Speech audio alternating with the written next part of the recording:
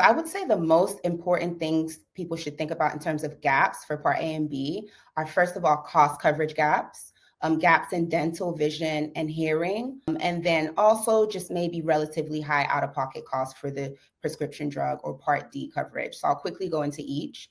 So in terms of the cost coverage gaps with original Medicare, you're still responsible for a certain amount of healthcare expenses, like your coinsurance as well as your copays. Now, for this reason, you probably may need something called Medigap and Medicare Part D in addition to supplement those costs or those gaps. For people who are not familiar with Medigap, it's essentially additional insurance you can buy from private health insurance companies, and it covers deductibles, copays, and coinsurance that Medicare or original Medicare doesn't cover.